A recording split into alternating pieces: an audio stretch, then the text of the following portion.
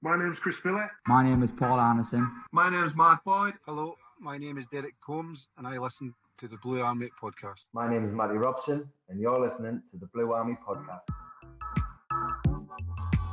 Hit record, and there's no point in hanging about, really. You know, there's 5 of us on the call this time, so there's a lot of crossed wires potentially. So I'm going to try and steer the ship as best as I can.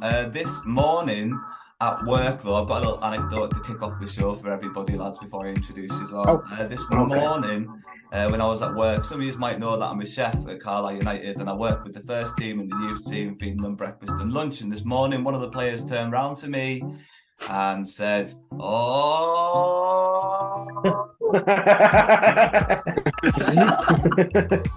Maris, how's it going? And welcome to the Blue Army podcast." That's right, this is episode 99, and I am absolutely buzzing to introduce to you not just the two men I love to call the Cumbrian Brain Trust, but two lads from the Warwick Road End, Callum and Jay. Obviously, we're talking about Wills and Liam. Welcome to the show, everybody. How are you doing?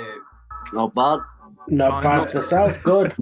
Yeah, right. Confident. Confident start to the show. And I mean, Callum, Jay, welcome to the show for the first time.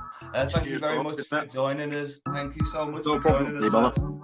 And I mean, when you're first on the show, it might be a little bit awkward when you're doing introductions to people. So it's always a good idea to start things off with a little bit of a laugh and a little bit of an icebreaker. And I have the answer to that little conundrum. That's right, ladies and gentlemen. At this point of the show, it's time for one thing and one thing only. It's time for the Blue Army podcast.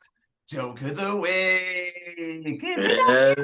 I think he's trying to. It's the Blue Army podcast.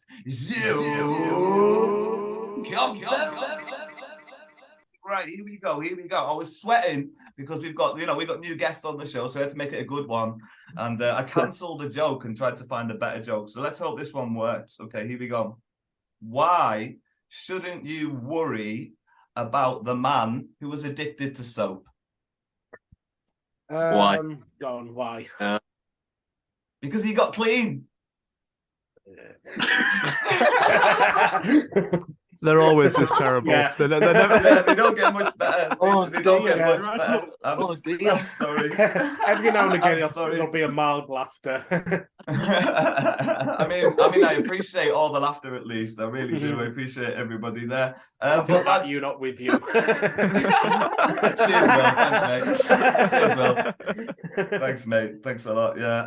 And to save me the embarrassment, we'll try and move on. And and save me and be embarrassed in front of the new boys. We won't keep you hanging around for too long, lads. We've got you here because there's a lot of focus and there's a lot of interest in and around what you lads have set up. You and your friends have set up, and I was wondering maybe if you could tell us how that whole thing got started. Was it the Instagram page, the Warwick Road End? Before that, what was the process of getting this whole thing, and why? Why did you want to get this group together? Well, it basically all started because we all just made a group chat on Snapchat, with all the lads who go to the games, and we were like, we need to start doing stuff for the club that to make the atmosphere better, because it's big push now, big end to the season. We need the atmosphere built up. And then we were like, we could do marches, start doing marches. And everyone was like, yeah, we could do that. So then we just added more boys to this group chat, put it out on socials, and then just all started from there. So everything's been ran through social media, pretty much. That's got you guys off the ground. How far into it, or how many members was there before you kind of jumped onto Instagram and other platforms after Snapchat? About 20 of us, just on. Yeah. Did you expect it? Did you expect it to take off the way it has? How long's the Instagram page been on, and what number? You're over 1,000 now. I'm pretty sure. Over 1,000 now. It's only took about 2 months, something.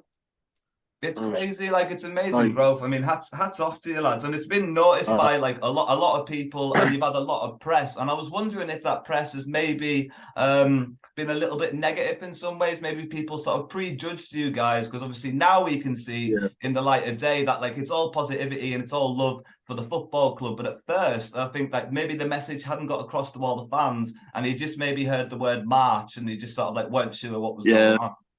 When I put it on Facebook on all the groups, just negative comments, just saying, "Oh, there's going to be carry on. There's going to be fights. The police will have to get involved and all that." But proved them wrong. Totally wrong. Yeah, I mean, you definitely have. And I mean, in many ways, the press has led to that. And I mean, I believe you lads spent your own free time and money that you have raised via these social media, different platforms. Maybe you can tell us about how you've been able to raise the money for these funds. But, you know, it's led to painting the Warwick Road end. And I was wondering, you know, how did that sort of happen? Why was that your main focus of attention? And, you know, how did you raise the money for that? So there was a GoFundMe out there. So that was going to go towards the painting flags, new flags for the Warwick Road end and the waterworks. And then there was just a comment on the Snapchat saying the Warwick Road's looking not the best at the moment. So we decided to paint it blue. I mean, it looks great. It really does. And you guys got to meet some of the players and Paul Simpson. I'm quickly having a little scroll through some of his social media posts. I mean, was there anything that Paul said to you guys that stood out for you? Was that you know, that experience must have been really great? Yeah, there was him, Feeney, and Dennis, and they both said we're doing an outstanding job. So obviously, give us a boost and all. Really, give us a boost.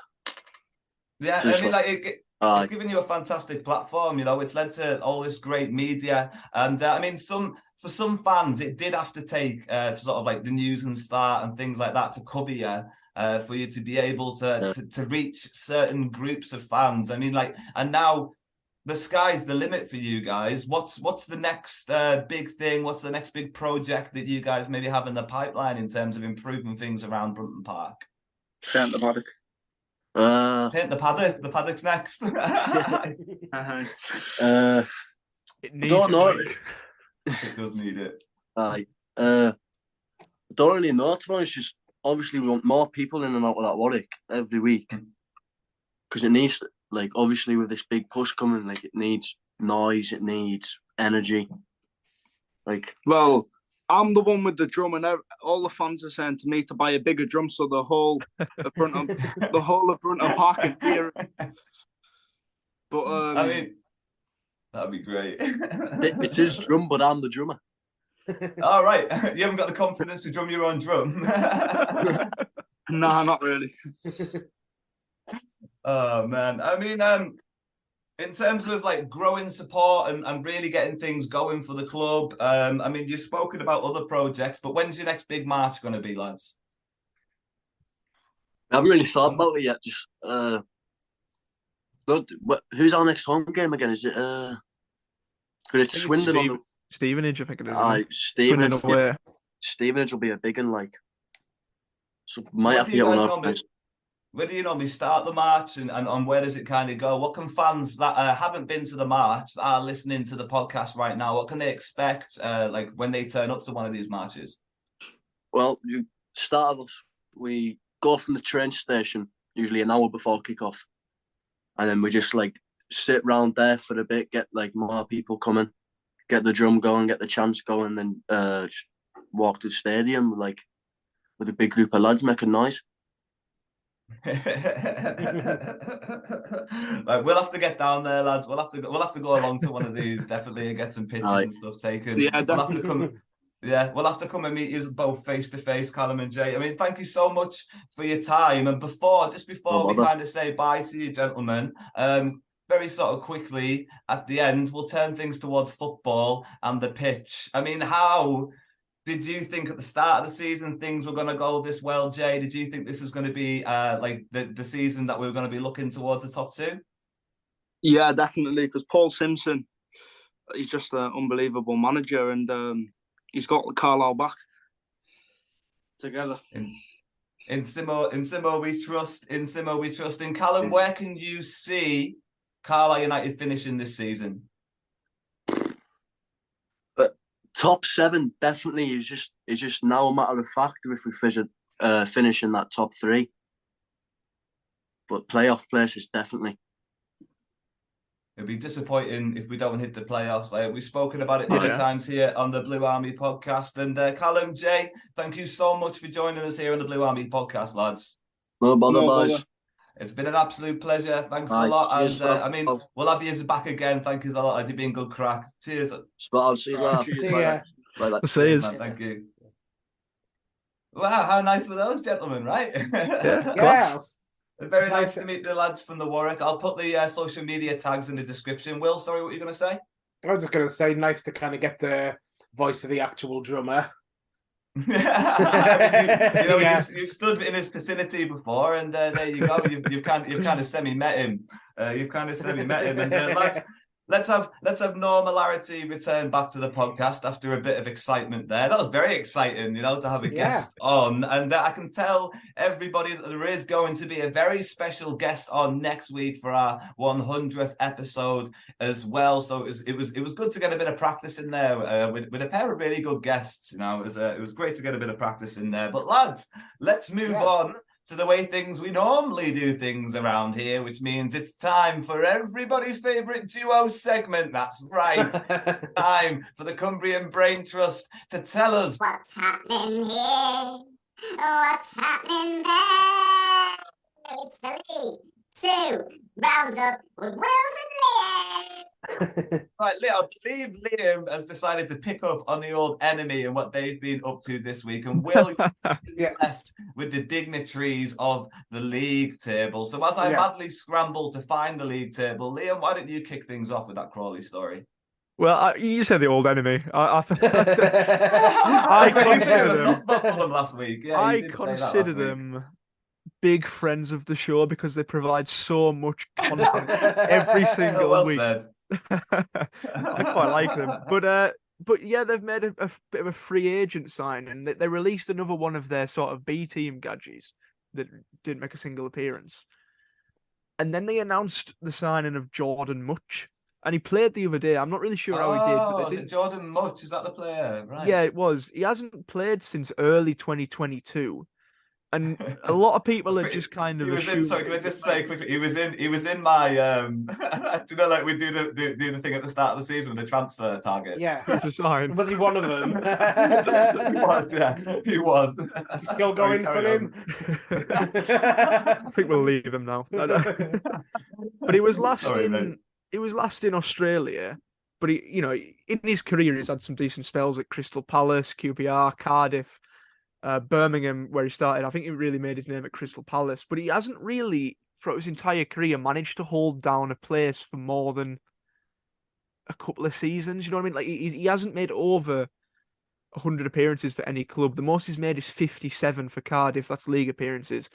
But yeah, he's certainly an experienced player. I don't think he's dropped down to this level before. He had a loan early on in his career when he went down to Doncaster in 2010. I'm not sure what league they were in at the time. But he's one of them signings that is like, it looks a bit of a panic signing to me. I wanted to say panic buy, but he's not a panic buy because I didn't pay any money for him. But yeah, he was last in Australia, hasn't been playing. He played for West Sydney Wanderers and then MacArthur FC, which I believe are Oh yeah, I've heard of them in the Champions League kind of before. Champions League. Famous Australian Champions League club, but no, now he's at Crawley, who aren't particularly doing very well. I to be honest, I don't think he's going to be that influential. He's made his first appearance already. I don't see him as a very good sign, and I think he's way past his best. He's only 31, but he's one of them players that sort of really fell off the sport. Like he's one of those ones that he's had such a decline in his career in his sort of late 20s that I think he's pretty much finished, and I don't think he's going to be a very good sign for Crawley Town. I could be proved wrong, but it's often the case once you go over to somewhere like Australia. Yeah, like Macaulay Gillespie, Zach Clough. Yeah. He was in South Korea for a little bit as well. Went to Norway. He's one of them ones that just can't seem to get his foot under the rug anywhere. But maybe things will be different at Crawley Town, but to me that just looks like a massive panic sign, and especially with it happening so far after January. Like, he clearly wasn't in the plans originally, but they've just seen an opportunity, they've pounced on it, and they're going to hope that he can somehow salvage something from them, because, the way that the league's going at the minute, they could very easily be bottom of the league next week with Rochdale picking up points. You'll go on to speak about them this week, I'm sure, but yeah, well, that's a brilliant segue. There you go, Wells. Yeah, I mean, the kind of standout result of the weekend was Rochdale 2, Stevenage 0, wasn't it? Yeah. And I've got a few to go through, so feel free to kind of like jump in with your thoughts as I kind of like pick up different parts of the table. But it's it's good for us, Stevenage dropping points. So I mean, they are still on very bad form. They won on Tuesday, albeit with a very late winner, and maybe thought that their blip was over, but 2-0 defeat against bottom of the table team, that's got to kind of hurt their confidence. Yeah. I've had a look on their forum. The fans are starting to ask questions about Steve Evans, wondering if he's got what it takes to get them promotion. Dear. That sounds very harsh, doesn't it? Yeah, so be a big answer back.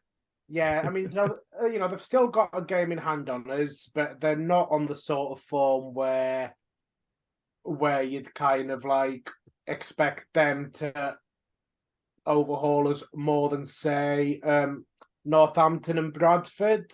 So Northampton, they had a little blip where we overtook them. They beat Crawley 1-0.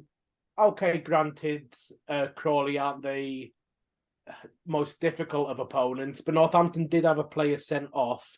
A sending off that you might think surely is going to get overturned, because none of the pundits who've seen it, I don't know if either of you have seen this sending off, Northampton against Crawley.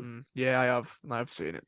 Yeah, no, McGowan gets sent off. Aaron McGowan. Nobody can work out what he's been sent off for. It just looks like a huge dive. We've talked about League Two refs on here before, haven't we? I've seen that. It's not even one of those ones where it's like it's a bad tackle, but he's got the ball or something. Like, you look at it and you just think, what has he actually done there? Like, it's a complete disgrace. But yeah. Yeah, and so I mean, I wouldn't be surprised if that red card was overturned, but doing all right there to get a 1-0 win with 10 men, and they've kind of won 2 of the last 3 now, so they are kind of starting to compete a bit again. Bradford City, they're the kind of, because we talked a lot about Mansfield and Stockport as the dangerous chasing teams. Bradford have now, they're only 3 points off the automatic places. They've won 5 of the last 6. Another win. Yeah, 2-0 against Colchester at the weekend. Mark, he's still in charge. He is, yeah. He had some questions. And Liam, there's no need to bring that up. I still don't back him. They'll fall off again. Well, we hope so. On the form they're currently on, they could be a threat. And, they're a big club there. They have big expectations there. And their fans will be expecting them now to go on to automatic promotion. Maybe they'll get it, but we'll also get it, because hopefully Stevenage will drop away, and then there won't be as much pressure on us. Mansfield, still on good form, picked up a win, but having lost on midweek, they just outside the playoffs. Stockport just inside. They're only separated by goal difference. And then there's a 4-point gap down to Sutton, who have also played a game more. So it's the top 8 now are the strongest contenders for promotion and playoffs. So, with only one of those teams potentially missing out. Barrow picking up form. Could they get back into it? Swindon, our next opponents, they have improved a bit after some really poor form after changing manager, after their manager got poached by Crawley. Mm-hmm. So they're now managed by. Who are they managed by? Was it? Who's that? Who's that? I was Sorry? Jody Morris. Yeah. Yeah. So, yeah, I mean, they've won 2, drawn their most recent game. They're a bit outside the promotion chase. We've got them next. They might be looking to get back in there. Maybe Barrow will. From there, you've just got a load of teams not really doing much in all. It's like Walsall finally stopped drawing. They got beat by You got the wrong Barrow. Yeah, they'd like drawn something like 7 games in a row or something, and then Barrow turned up and beat them. Wimbledon haven't won, so these are 2 mid-table teams, but neither of them have won in 6 games or more. Down at the bottom, you said that win for Rochdale. We've already mentioned it because I mentioned it from Stevenage's perspective. It does tighten things up a bit down there. Yeah, because they were really cut adrift at one point, were they? And Yeah. now they're only 4 points off safety. Yeah. So Crawley have still got them 3 games in hand. They're just a point above them. I mean, that is true, but Crawley can't get a win for love No. nor money. So them 3 games in hand aren't going to mean anything if they don't win any of them. Yeah. I mean, you can maybe, they could maybe pick up a point from them, but that Yeah. point won't really do much to help them. Hartlepool, couple of draws. Harrogate, a couple of draws. So there's a bit of a gap in form between those teams, Harrogate and Hartlepool, that are just keeping their heads above water, and then Crawley and Rochdale on terrible form. But now Rochdale have gone and got a win, so could be it could throw it open again. I think it's going to be Crawley and Rochdale to go down myself, though. Yeah. I think unless Rochdale do actually see an upturn on form, that win could just be a one-off. But if Rochdale are a funny one at the minute though, because their last 3 games they've lost 1, drawn 1, won 1, and they were against Leyton Orient, Northampton, and Stevenage, who at one point when that run started, that was the top 3. So they've had a very, very bad run of games, and they've managed to sort of get half as many points as they could have. So I think they might be the ones to watch. I think Crawley are probably down just because of what's going on at the club. But Rochdale, for me, I don't even think it'll be Hartlepool that gets dragged down into it. I think it'll be Harrogate. I think it's Harrogate. Harrogate. Yeah. It's one to watch, isn't it? We'd love to see it as well. I'm sick of playing them. And then Gillingham, I kind of feel Gillingham and Colchester. Well, they're not safe, but yeah, I think, and they're not on. Gillingham have, after that good form, not on as good form now. But I feel they'll probably go. Yeah, they'll probably have a good run again before the season ends. I think so. I think it's those 4 at the bottom, and I think it's 8 at the top. Down to Mansfield. Sutton are on good form, but they've still got like a 4-point gap to overcome and really poor goal difference in order to get into the promotion mix. So it's starting to look more like an end of season promotion running now, with a set of teams chasing, a number of positions. That's got to be the closest it's ever been, when you look at it. There's 6 points separating the top from 2nd to 8th. Like a bad run of form, and we drop out of the playoffs. Like as good as we look on paper in 2nd, one bad run of games sees us drop right down there. And there's some quality teams down there with Stockport, Mansfield. I don't like Bradford, but they're in incredible form. Yeah, it's going to be like interesting. That. Yeah, I mean, you'd argue that we're better than anyone from Mansfield down, though. Like, do you know what I mean? Like, sort of from Sutton down, you don't see anyone. Well, I think we're better than 2nd down, but it's just a matter of you look at the games we've got coming up towards the end of the season. I think we only play teams in the bottom half 3 times. Mm. Yeah, we've had a bit of luck and consistency when we've needed it. Yeah. So we've managed. Stevenage is a big one. Yeah, results tend to go our way when they need to, and obviously that's nothing to do. Everyone else is inconsistent, and we're maybe a little bit more consistent than all of those, apart from Orient, who, other than that blip, which they've gotten over that now. a couple of Hey, draws. game in does- hand, still got them left to play. Yeah, I mean, a couple of draws in the last, the last two games does seem like a poor run for Yeah. them, unbeaten in 6, and they've got a comfortable gap. But we carry on. If we then go and beat Leyton Orient, we could be looking at a title push. Most important thing is to make sure we get in the automatics. Yeah, Touch wood, it's I all- don't think we'll have a problem staying in the playoff positions, but automatics is not. what it's like. Yeah, I did say Yeah. touch wood. Who wants playoffs, man? Who wants playoffs? Lads, thank you so much for doing the League 2 roundup, because we always get to find out what's happening here, what's happening there in the League 2 roundup with Liam and Will. Gentlemen, thank you so much for doing the League 2 roundup. Very feisty one this week. Nice and opinionated. Liked it. I like it.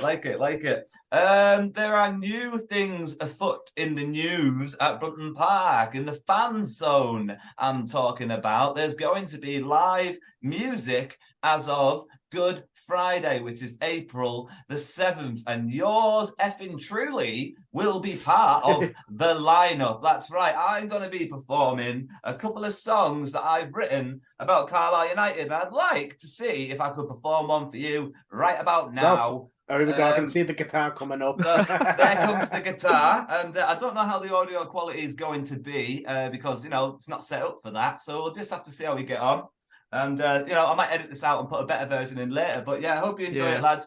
This one is for it's for one of our own. It's for Owen Moxon. Here we go.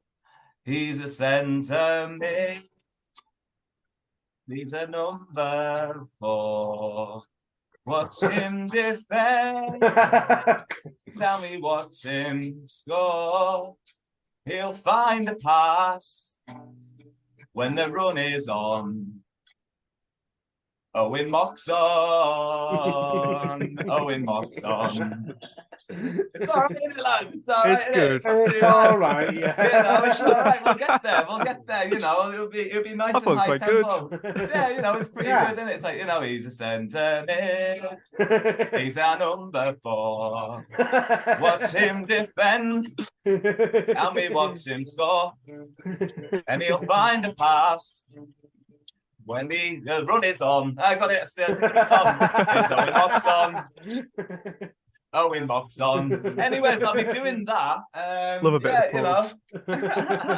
I'll be doing that song and a few other songs as well that I'll be hopefully be able to come up with between now and then. And the music will be kicking off around 1 o'clock. There's another local artist that'll be performing, doing covers of popular songs, so it'll be good to get down there to the fan zone on Good Friday, nice and early. Get yourself a nice seat in front of the stage somewhere, and I've promised to wear blue and white face paint, so that'll be me. Yay! That'll be me. Anyway, in other news, after that shameless plug, in actual news, after that shameless plug, the Football Insider has reported this week that Manchester United have drawn together a list of 6 senior players that are contracted to the club that they will be putting on the transfer market, and one of those names is, come on, boys, you know who it is. It's Dean Henderson, which means that windfall might be more imminent than we ever thought it was. Lads, we do valuations every now and again here on the Blue Army podcast. Right now, after a decent run of form at Nottingham Forest, how much, Liam, firstly, quickly, would you expect Dean Henderson to fetch? 25 million. 25 million for a young English prospect. You say young, he's like 25. For a goalkeeper. With a year left on his deal. Yeah, true. The year left on his deal does affect things. Will? I don't know what's considered an average price these days. Seem to have kind of died down a little bit. I'm going to go. Let's pay. Probably something like 20 million plus add-ons. Maybe rise to. Yeah. But if Nottingham Forest are listening, 100 million would do just fine. Yes. I agree. That'll be fine. That'll be fine. An injury update, gentlemen. Paul Huntington limped off the pitch, or like strained his way off the pitch midway through the second half in the 2-0 victory over Grimsby, which we'll be talking about in just a minute. But don't worry, it was just a tightening of the groin, and things weren't allowed to go any further than that. He's all looked after, and he should be absolutely fine going into Carlisle's next game. But the question, gentlemen, is with Carlisle going into such a difficult run of fixtures, and you might be able to argue that our next opponents are a difficult opponent, but can you maybe have an argument for resting Paul Huntington for a game? I think Corey Whelan's a very good centre back. I think you're taking out one of our best players in Paul Huntington, but you've also got a really good backup on the bench. If he's not injured, I probably wouldn't rest him. But if he's got one of them ones where it's like he's probably fit enough to play, but he's maybe not 100%, then I might leave him out just as a matter of safety. Yeah, I mean it's not a Tuesday night game or anything, so we'll see how he is through the week, and do we have a Tuesday night game following it? I don't know. We've got Working Reds this coming Tuesday, but I don't think that really counts. Looking forward to that one. Yeah, we do have a Tuesday night game follow. Oh no, we don't. Yeah, we don't. We don't. Yeah, so it's not for a little bit, I don't think. It's Yeah. like when April you've got Good Friday and Monday. Yeah, well then we've got Stevenage and Bradford. So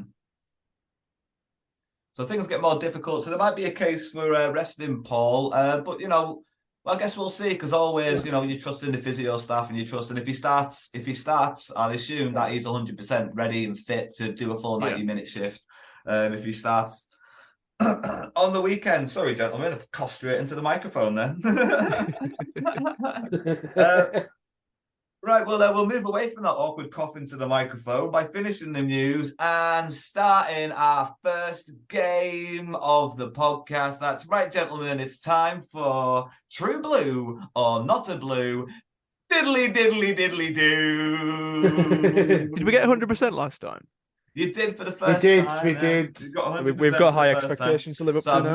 I've made things harder this time by giving you 4 to guess. You have to guess 4 this time. You got 3 out of 3 last time. The name of the game is 4 out of 4, gentlemen. Remember, all names can be real and all names can be fake. Let's play True Blue or Not a Blue. Diddly, diddly, diddly, do. For anyone that hasn't listened before, the premise of the game basically is my name I'm saying completely made up, or a former Carlisle United player? Here we go, gentlemen. The first name. Mark Howard, thank you for the idea. Not a Blue. Yes, Mark Howard, thank you for the idea. Derek Simmons. Derek Simmons. I can think of Derek's and I can think of Simmons. I just keep thinking of Derek Holmes. Yeah, and Scott Simmons. Yeah. So, I don't know, is he maybe kind of like just mixed two. Yeah. Yeah. Should we go? Would I do that? Not a blue. Yes, Yeah. you would. Yeah, that's the point of the game. You have done previously. So what are we saying, gentlemen? Not a blue? I think not a blue, yeah. Not a blue. Derek Simmons was never a blue. Is that what you did? Just combine the 2 names? Pretty much. The next one, gentlemen. You're on a clean slate so far. Will you get 2 out of 2? Peter Carr. That name sounds vaguely familiar, but... But is that just because of Ryan Carr? Has he done the exact same thing again? I don't know. He's took Peter Murphy and Ryan Carr and mashed them together. It's a more common name, Carr. It is. Carr with 2 R's. Carr with 2 I R's. don't have an opinion on this. I'm tempted to say blue. True Blue. I'll go with your gut. Okay. We're going with True Blue, gentlemen. Peter Carr was never a blue. Oh, That's God's sake. completely made up. Absolutely, completely made up. Gentlemen, we'll move on to the next one. Here we go. It is Andrew Barnes. Andrew Barnes. I mean, there's a only just picked two very common sounding names. Andy Barnes. Hmm. Yeah. Andy Barnes, good old Andy Andy Barnes. Barnes. Andrew Barnes. As he just fought of John Barnes. Wow, I Hmm. mean, could say that for anything. You know, is he just thinking of Danny Murphy and? Hey, John Barnes never played for us though, so Yeah. Well, unfortunately. Should we say? What do you think? I think, It's just going to be gut thing, isn't it? yeah, feeling. I think Andy Barnes was not. Yeah, I'm going to say not. Not. Yep. Not. Andy Barnes, not a true blue. Gentlemen, Andrew Barnes, Andrew John Barnes was a blue. I'm afraid Andrew John Barnes was It's because we didn't have the midfielder. John. That's all it is.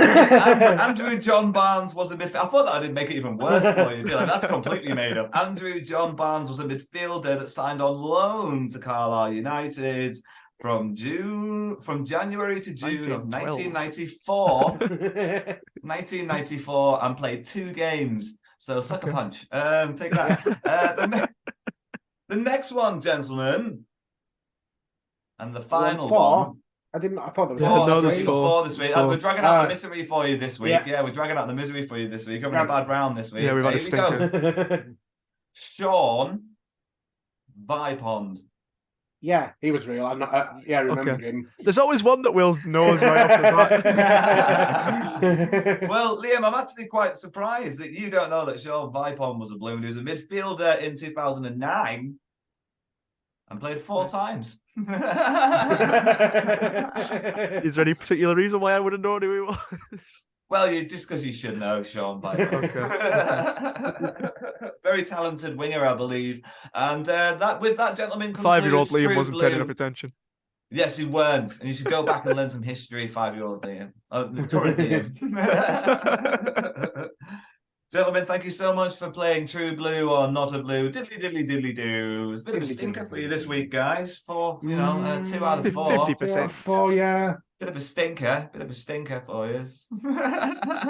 We'll move on, gentlemen. We'll move on to good times, because this weekend Carlisle United defeated Grimsby Town, the hot off the FA Cup winning Premier League side, Grimsby Town. That's right, we whooped them 2-0. And before we dive into the match report, as I always do here on the Blue Army podcast, I'll give you the Carlisle United starting lineup for the game, which featured obviously Hoyley in goals, Gibson, Feeney, Huntington, Mellish and Armour across a back 5, which did very quickly change. I'm sure we'll go on to talk about that, gentlemen. Owen Moxon, Callum Guy and Alfie McCalman sticking out their positions in the midfield, and so too the front partnership of Joey Garner and Amari Patrick. Now, we were there together, gentlemen, in the fan zone, enjoying a beer when the lineup came out, and we were kind of struggling to put together exactly the kind of formation that we were going to see, and it only took about 20 minutes into the game until the formation kind of changed. And I think Wills, you said the formation that it eventually became, but Liam, you said the formation that we started out to be. You assumed Gibson would perhaps play as a right back, and Will, you maybe suggested a 4-4-2, but No. lads... Oh, sorry, go on. I don't know. I don't know if it was the other way around or if Liam. I mean, yeah, I said it would kind of would still have a back 3 with Gibson as a right back, so right wing back.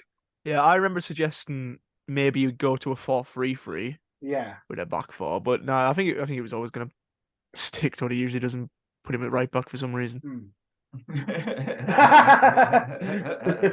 I know he scored. Still don't agree with it. Yeah, no, but things did change midway through the first half, and it looked like we did change to a back 4 for a little bit. And Gibson was given much freer reign because he was on the right, he was on the left, he was on the right for most of the sort of the first half. And I mean, Unfortunately, and we'll just talk about this very quickly, or I'll just mention it very quickly, that Jules Sr. Was taken down by some kind of illness through the week, and apparently hadn't eaten in something like 36 hours, so therefore wasn't able, or Paul Simpson didn't feel like he was kind of strong enough to play. After that very tweaky formation, there was a long ball clearance made by Grimsby Town, and Carlisle fans had a bit of squeaky bum time as the attacker took it down fantastically away from Paul Huntington and shot with his left foot across a scrambling Thomas Hoyley, who made a really good save. Lads, sometimes Thomas Hoyley gets a little bit of criticism for maybe getting easy clean sheets and not necessarily having quiet games sometimes and not necessarily having a lot to do. But, evident here, he's always switched on at least, isn't he? Yeah. Right. Oh, conflicting opinions. I was about to say something, but Liam. Wills, I'll let you go. I'll let Wills go first. Go on, let Liam cook for a little bit. Yeah. Okay. Yeah, I mean, I thought it was a decent save. He did only have the one shot on target to face again, which was this one. Which he did well for.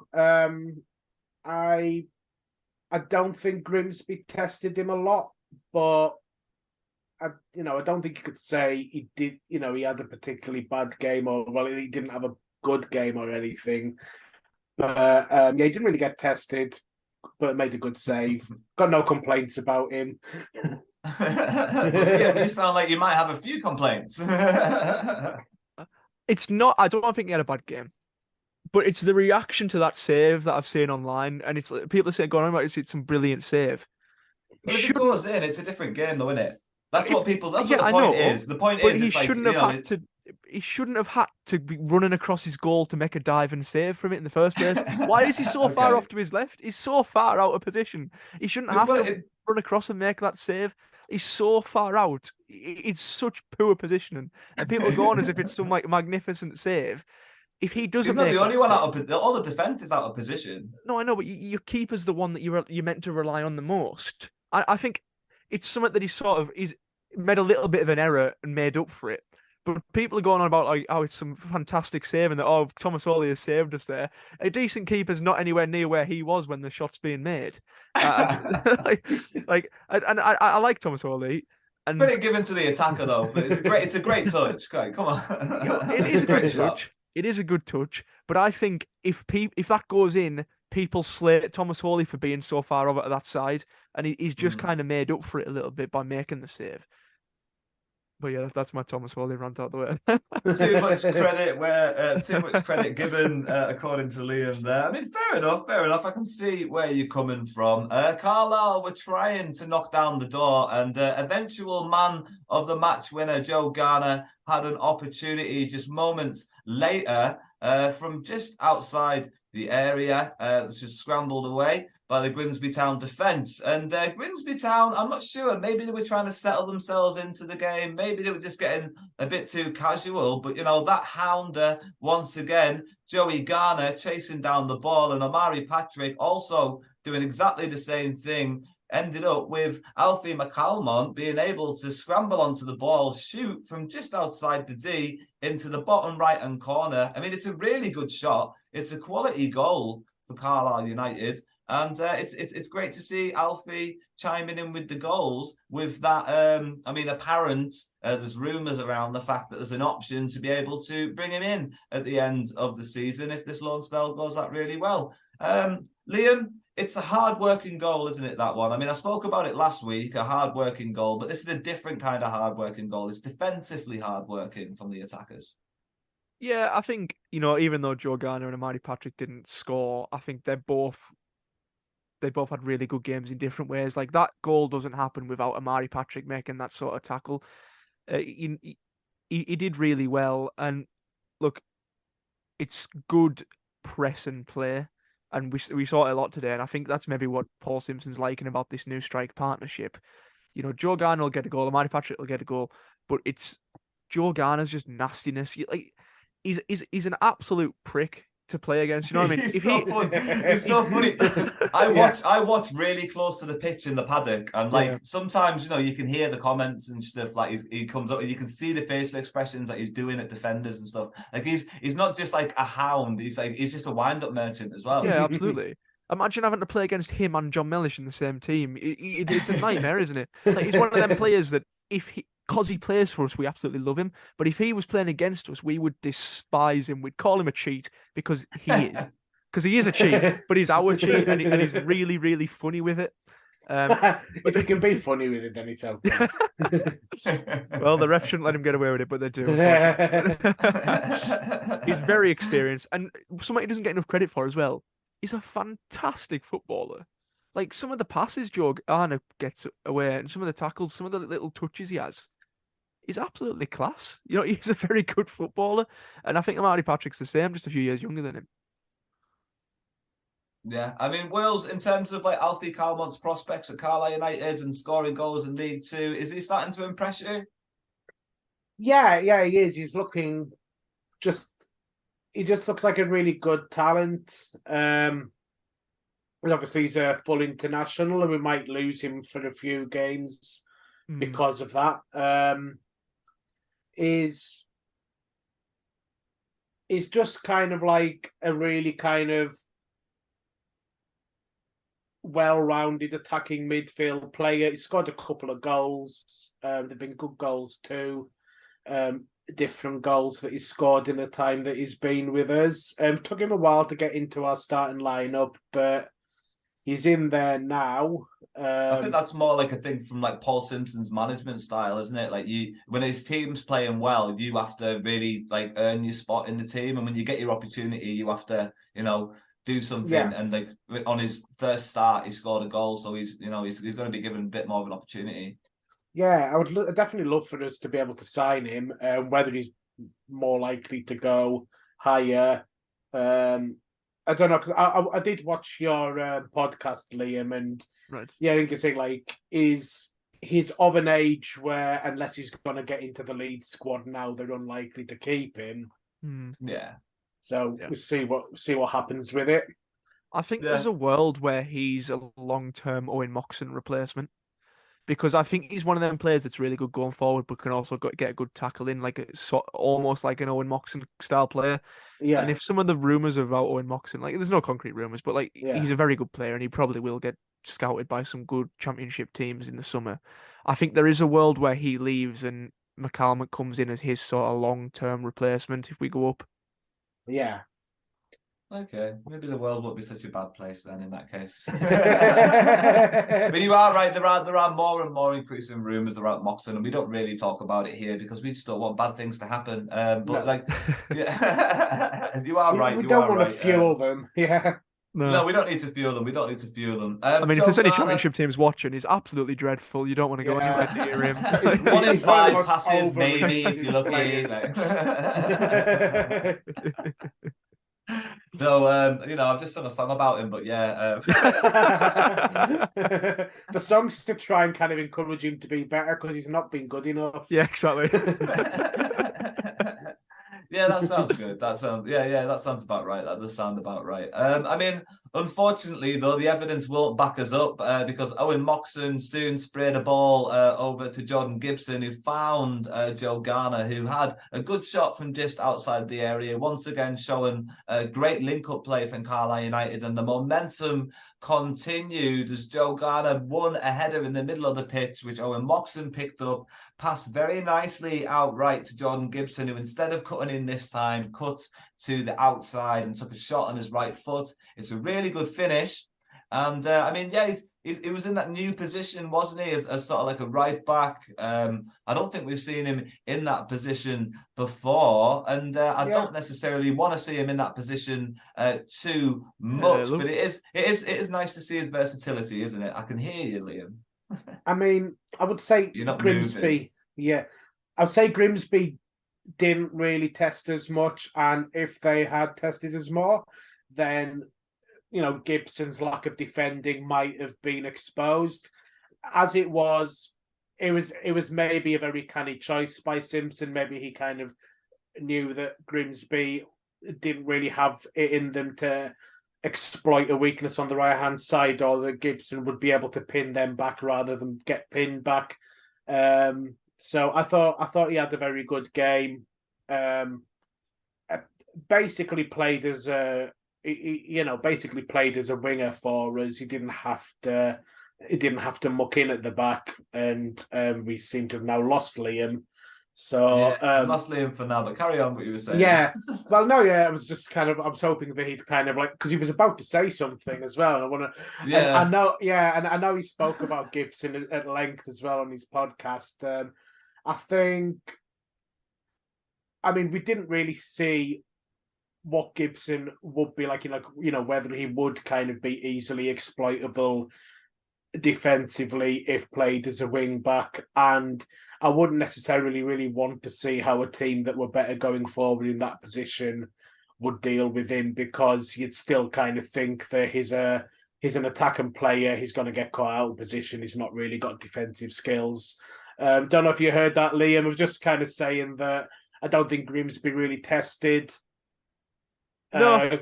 Gibson, and I think he had a good game, but I don't think that was because he defended well as well. I just don't think he had to bother with that side of the game. No, I don't like him at right back. Like I much preferred him when he got further forward as like a winger, sort of midfielder kind of player. I think there was an early portion in the game, about 20 minutes, where Grimsby were having some success down that right hand side. Now I remember thinking we need to get some more defenders over that side as like get a Joel Senior on, because Joel Senior, you said he wasn't fit enough to play, but he was on the bench, so he was an option really.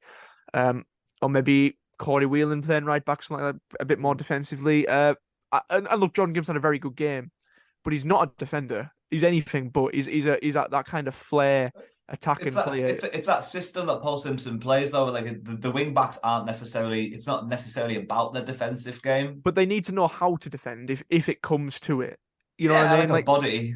But that's the thing though, because I don't even think Gibson's good at like tracking back from them attacking positions. Even when he's played as an attacker, he's still not like one of them ones that tracks back. I don't think he's very good in that position. I think you need an attacking fullback. Jack Armer's been consistently perfect for a good few years now, but that kind of Joel Senior, Jack Ellis kind of player who can get forward but can also do the defensive side of things. Whereas with Gibson, we lost out on that defensive side of things, and it was a little bit exposed really early on. But then I think kind of Grimsby they threw in the towel a little bit and didn't really try much at going forward. Obviously, they had that one chance that Thomas Hawley saved that we talked about, but apart from that, there wasn't really much defending Carlisle needed to do at all. Yeah, I mean the second half was pretty quiet for the most part, apart from the bit of social media that went quite viral of the little boy Alfie McCormick shot in the waterway, in the Warwick Road ends, who fell off the wall there. If you want to check that out, I'll try and remember to put the link in the description. But Carlisle won, gentlemen, 3 games on the bounce, 2-0 against Grimsby Town at home at Brunton Park. And Joe Garner got the official man of the match. Most people will probably be inclined to agree with that, but I am going to give my Foxes feature man of the match to the man we've been slugging off for a couple of minutes, Owen Moxon, because he's that terrible and awful at football. So he needs something to cheer him up, I guess, Liam? I haven't mentioned him because I wanted to kind of save it for this part of the podcast. But Callum Guy was absolutely class for 90 minutes. Some of his tackling and intercepting is unreal, and he's been really good since we signed him like a good few years ago now. Callum Guy, for me, they gave it to Joe Garner, and I think it's a good choice. But Callum Guy was somewhere else. He was really, really good. Callum Guy was the guy for you. But Will? Just glad he didn't score. But when was the last time we each give it to someone different? Nearly scored. When was the last time we all 3 of us gave it something? I think we did 2 weeks on a row where we were all linked up the same one. But someone different. No, it's been a while. While. Well, it's happening this time. So I'm giving. You give it to Thomas Hawley, I'm walking away. I'm giving my man of the match is Amari Patrick. He assisted. Yeah. He assisted one of the goals, and he was involved in the build-up to the other. It popped up here, there, and everywhere, and on a day when we kind of like attacked really well. I think it was kind of like he had one of his best games for us in a while, and just thought he was kind of like a real nuisance for Grimsby all game.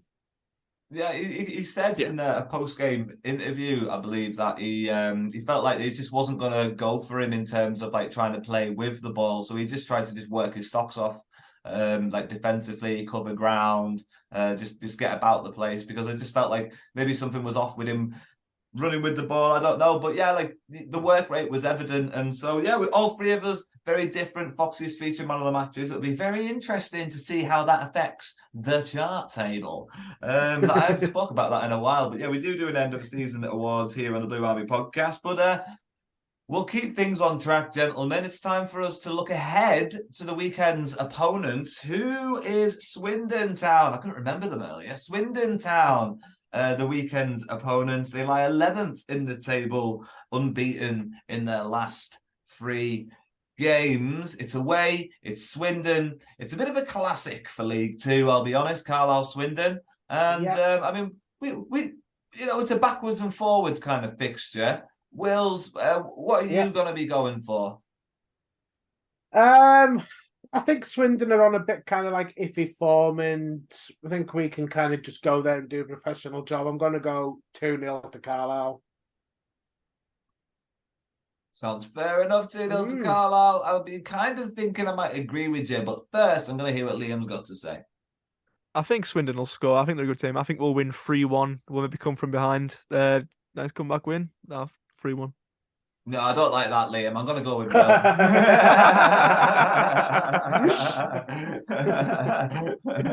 But didn't like that at all. Didn't like the idea of goals going in. Right. Right. The rest Huntington. That's true. You might have to, but even still with Corey Whelan, he's going to be trying extra hard to claim a stake to a starting place. So, I imagine he's going to fill in really well when he gets the opportunity. Ever the professional, from my experiences, Wheels, as I like to call him. Wheels. Yeah, that's right. Yeah, Wheels. That's his nickname. I write it on his sandwiches sometimes. Anyway, we'll move on, gentlemen. We'll move on to, the penultimate feature of the podcast, and it's fastly been taking this podcast's popularity by storm. It's time for... That's right, it's Guessing the Player. Guessing the Player. Guessing the Player. Guessing the Player. That's it, Will knows it. Will knows it. Absolute tune. Guessing the Player. It's an iconic tune. Gentlemen, I've got it written down, but it's about 4 pages away from I am now. I believe it's 7-3. Yes. 7-3 to Wills, I believe. Don't need to bring it up, but yeah, 7-3. As we speak right now. Well, people might have missed last week's episode. We need to catch up with things. So it's 7-3 to Wills currently after you won last week. And Liam, this is your opportunity to claw things back. I'll be honest though, I haven't made things any easier for anybody when it comes to the first guess. But gentlemen, as Liam lines up to take the first guess of this episode and potentially take 3 points. I believe it's you, yeah. I'll take it. Is it? I'll take one first. Yeah. I believe it is. I believe it is. Liam, it's time for Guessing the Player. Here we go. The first clue on Guessing the Player this week is this player has won both the 3rd division and League Two promotion, but only as a runner-up. His career was that long. Peter Murphy, are we saying? It's not Peter Murphy, my friend. Damn. It's not Peter Murphy, I'm afraid. It's not. Wills? So 3rd division and League Two promotion from League Two. So it was a long career, potentially. Oh, I think I know it is. Oh. I'm going to go with Ah, mine's Here we go. gone blank. Derek Mountfield. Derek Mountfield. Yeah. It's not Derek Mountfield. No Grand Slam 3 points this week, gentlemen. Now we go on to guess number 2, which is up for a potential Liam's 2 already points. got it. Liam's gonna go. I've got a theory. Liam's gonna go again here, but I'm pretty sure he's not confident enough to guess it before he hears the second guess. Even if I did try and offer him a potential. No, I'm joking. No, We'll stick to the rules. We'll stick to the rules. Anyway. As well as this player winning both the 3rd division and League 2 promotions as only a runner-up, he went on after leaving Carlisle to make only 1 appearance for Gateshead before retiring. Well, that's ruined my guess. If Will's got an idea. I was gonna say Chris Lumsden, and I don't really know who to go with but Chris Lumsden, so I'm gonna have to stick with Chris Lumsden. Well, you're very honest, and you're stuck with Chris Lumsden, and you're going to be very sad that you did, because it's not Chris Lumsden, I'm afraid. He didn't go 2 against points. I knew that wasn't him. Yeah. has gone by Liam and Wills. So the second sort of clue was after leaving Carlisle, this player went on to play just once for Gateshead before retiring. Who do you think the player is? Is it Andy Priest? Andy Priest. It's not Andy Priest, I'm afraid, mate. It's not Andy Priest. It's never gone this far. It's never gone down to the wire. We're playing for just one very important point right now. And, it might just come down to the wire come the end of the season. Liam stepping up to the plate once more. This is a big clue, gentlemen. You've got to try and almost give it away in the last one. So this is a big clue. Yeah. This player, before signing for Carlisle United, played over 400 times for Hartlepool.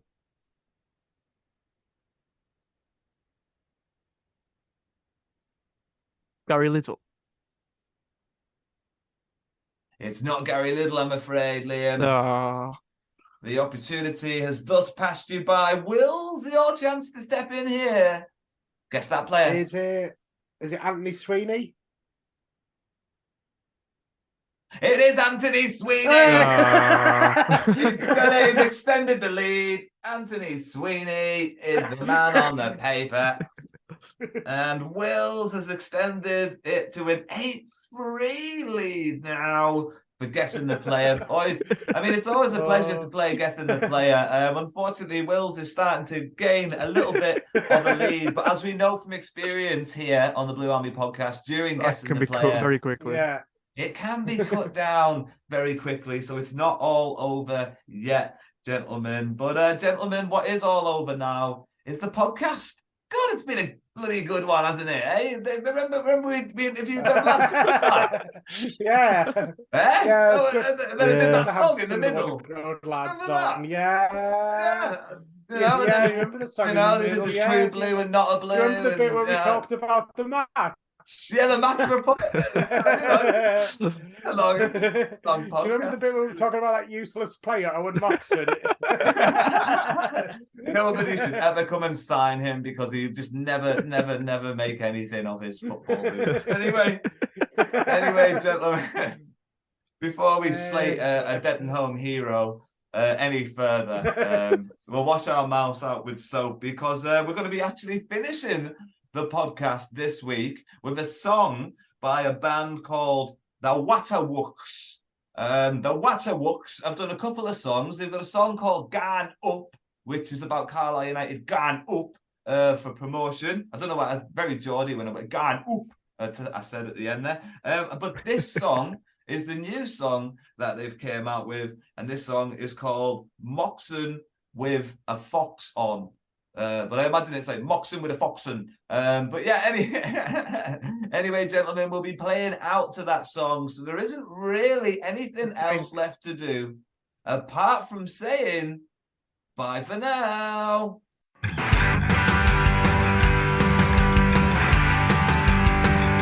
We're hearing the song, it's just like we're playing Scott.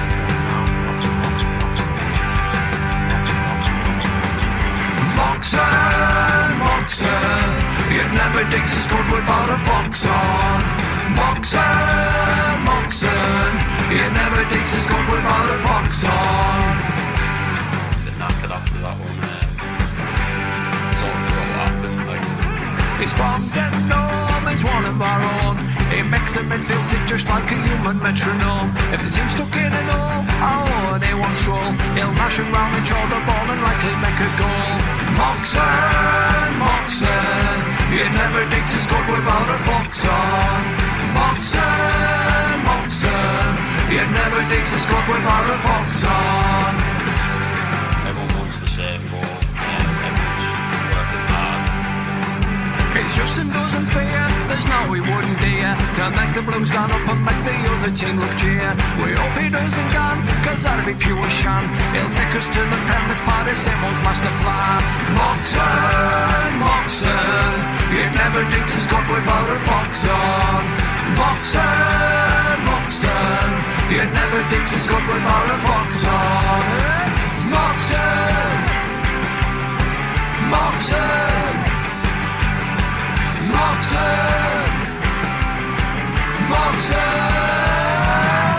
Both hoping for the same end goal, and the more everybody gets involved and we do our bit, then the more chance we've got of that happening. So I'm going to continue, and hopefully we can keep picking up points.